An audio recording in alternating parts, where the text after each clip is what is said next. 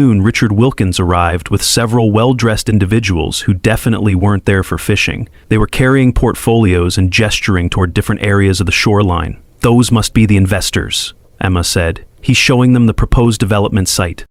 We grabbed our cameras with telephoto lenses and moved closer, staying hidden among the trees on my property. We could now hear snippets of Richard's pitch to the investors. Prime lakefront location, exclusive access, already control the entire waterfront, just need to finalize a few details. He was showing them glossy brochures with renderings of what looked like a massive resort complex. One of the investors, a woman in an expensive suit, asked about existing property owners. Richard's answer was revealing. Minimal issues. Most of the shoreline is undeveloped. There's one holdout we're in negotiations with, but that should be resolved soon. We've effectively managed the lake for years. Establishing formal control is just a formality at this point. He was completely misrepresenting the situation, acting as if he had authority he didn't possess, and implying that I was almost on board with their plans. The group moved on, studying what appeared to be preliminary architectural renderings. Satisfied we had enough evidence, Emma and I retreated to finalize our plan. It was time to end this charade. While the fishing tournament was in full swing, with boats scattered across the lake and a large crowd enjoying the barbecue on shore, we put our plan into action. First, Emma filed an emergency injunction with the county court, using our evidence to establish clear ownership of the lake and immediate threat of harm through unauthorized use. The judge, reviewing the overwhelming evidence of my ownership and the HOA's trespassing, granted the injunction immediately. With that legal protection in place, I hired a local security company to post private property no trespassing signs around the entire lake perimeter, focusing particularly on the tournament area. Then, with a sheriff's deputy accompanying us to keep the peace, Emma and I approached the gathering. The deputy called for attention and suddenly all eyes were on us as he announced that this assembly was taking place on private property without the owner's permission, and everyone was being asked to vacate immediately. The reaction was immediate and chaotic. Gerald Thompson rushed over, face red with anger and confusion. "What the hell is this? We've been holding this tournament for 15 years. Emma stepped forward, cool and professional. "Mr. Thompson, Sullivan Lake is private property owned by Mr. Sullivan. The HOA has never had legal authority to grant access or permission for events on this lake.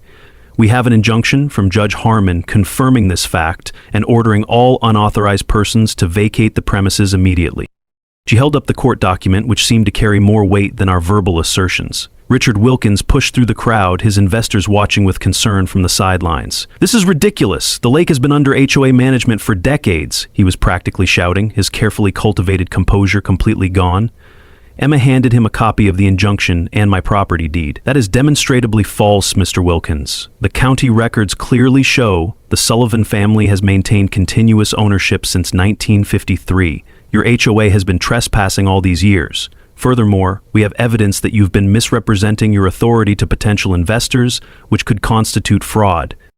The crowd of anglers and spectators began murmuring among themselves, many looking confused and upset. One man stepped forward, identifying himself as a Maple Creek Estates resident. "We were told our HOA fees included lake maintenance and access rights. Are you saying we've been lied to?" His questions seemed to capture what many were thinking, as several others nodded in agreement. Emma nodded sympathetically. "I'm afraid so. The documents we've reviewed showed the HOA has been misrepresenting its authority over this lake for years." More residents began asking questions, their anger now directed at Richard and the HOA board members present. The investors were already retreating to their cars, clearly wanting no part of this public confrontation. The sheriff's deputy raised his voice above the growing tumult. "Folks, I need everyone to begin packing up their equipment and vacating the property in an orderly fashion. The court order is clear and I'm here to enforce it." Gerald Thompson was still protesting, but people were already beginning to dismantle the tents and load their gear. Richard Wilkins pulled me aside, his face a mask of barely controlled fury. "You have no idea what you've just done, Sullivan. I have connections in this county you couldn't imagine. This isn't over." His attempt at intimidation might have worked on someone else, but after years of high-stakes business negotiations in Silicon Valley, his threat seemed almost laughable. I met his gaze calmly. "Actually, Richard, I think it is, but if you want to continue, you should know I have recordings of you telling your investors that you control my lake and are in negotiations with me. That sounds an awful lot like fraud to me. I wonder what they'll think when they learn the truth." His face paled slightly, and he glanced over at the now departing investors who were clearly unhappy with the turn of events.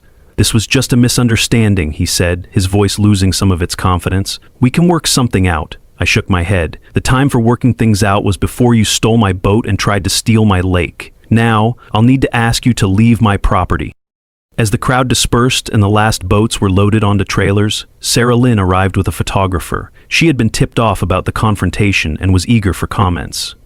Richard and the other HOA board members refused to speak to her, hurrying to their cars, but several residents were more than happy to express their outrage at learning they had been misled about the lake rights. "We pay over $500 0 cents a month in HOA fees," one woman told Sarah, "and they told us part of that was for lake maintenance and access rights. If they don't actually own the lake, where has that money been going?" It was a good question, and from the murmurs of agreement around her, many residents were wondering the same thing. Sarah approached me for my side of the story, and I gave her a matter-of-fact account of the HOA's actions and my response, showing her the property deeds and the court injunction. "So what happens next?" she asked, her pen poised over her notebook. I looked out over my now empty lake, peaceful again after the chaos. "Next, I get my boat back, and then we'll see what other surprises Mr. Wilkins has been hiding from his residents." The aftermath was swift and far-reaching. Sarah's article ran on the front page of the local paper the next day, detailing the HOA's years of deception and the failed resort development scheme. By evening, it had been picked up by regional news outlets and was spreading on social media. The HOA called an emergency meeting, which I attended along with Emma and many angry residents. Richard Wilkins was conspicuously absent, with Karen Mitchell attempting to manage the hostile crowd. The residents demanded to know what other lies they had been told and where their HOA fees had really been going. Emma and I watched quietly from the back as the HOA board crumbled under the pressure, with multiple members resigning on the spot. I finally stood up and addressed the gathering. "I don't have a problem with Maple Creek Estates residents enjoying the lake for recreation. My issue was with the HOA leadership claiming authority they didn't have and planning to develop my property without my consent.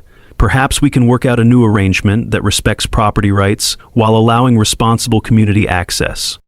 My statement calmed some of the tension in the room, and several residents approached me afterward to apologize for the situation and express interest in finding a fair solution. One older gentleman shook my hand firmly. "Your grandfather would be proud," he said. "He always let the local kids fish from his shore, you know. Never turned anyone away who respected the lake." I hadn't known that, and the comment touched me deeply. Meanwhile, Emma's legal work was bearing additional fruit. Based on the documentation we had gathered and the public outcry following Sarah's article, the county launched an investigation into the HOA's finances.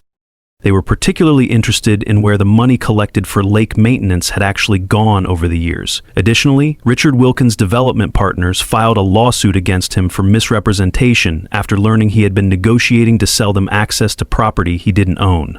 My boat was returned the following day, with a grudging apology from the HOA's new acting president, who had been elected hastily after the mass resignations. The local sheriff's office, embarrassed by their earlier dismissal of my complaint, assigned a deputy to patrol the lake regularly to prevent further trespassing until a more permanent solution could be established. 2 weeks later, Sarah Lynn called with an update that brought everything full circle. "You're not going to believe this," she said, excitement evident in her voice. "I did some digging into Richard Wilkins' background. He's not even a real estate broker like he claimed. He had his license revoked in Florida 5 years ago for similar schemes, misrepresenting property boundaries and selling access rights he didn't own. He changed his name slightly and moved here to start fresh." She explained that in Florida he had operated under the name Richard Williams and had been involved in several sketchy development deals before being caught. He barely avoided criminal charges in Florida by settling with the victims, but it looks like his luck has run out here. I've shared all this with the county prosecutor. It explains so much about his confidence in the scheme and his panic when challenged.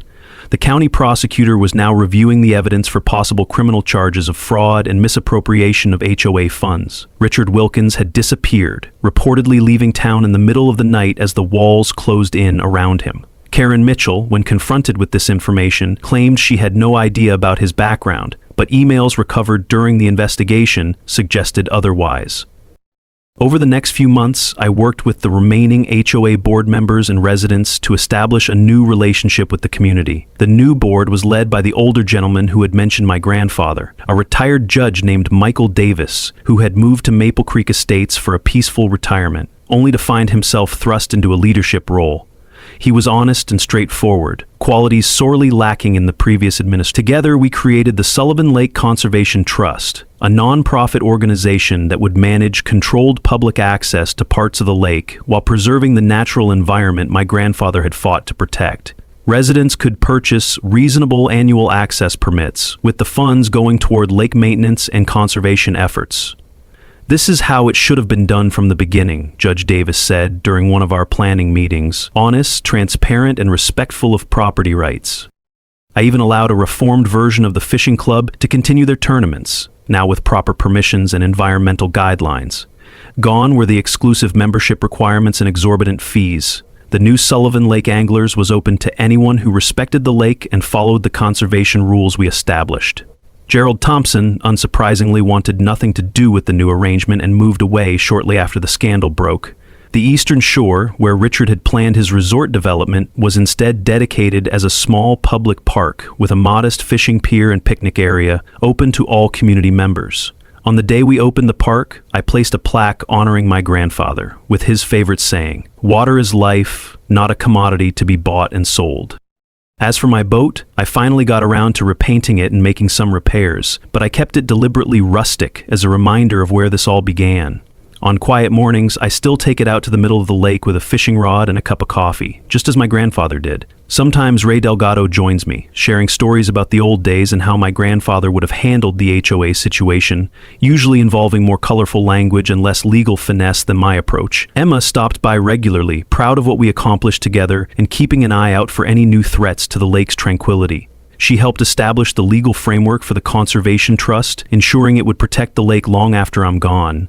The no trespassing signs came down, replaced by Sullivan Lake Conservation Area markers that set out reasonable usage rules while acknowledging the lake's private ownership. Sometimes the sweetest victory isn't just defeating your enemies, but transforming a battle into an opportunity to build something better. As I sit in my boat watching families enjoy the new lakeside park and responsible anglers respectfully fishing the waters, I can't help but think my grandfather would be proud. He always said the lake wasn't just for one person, it was a treasure to be protected for everyone who would appreciate it properly. The HOA tyrants who tried to steal it have been replaced by a community that respects both the natural resource and the rights of those who steward it. Richard Wilkins' grand plan for luxury condos and exclusive access has instead become a model for how private ownership and public benefit can coexist, with the right approach.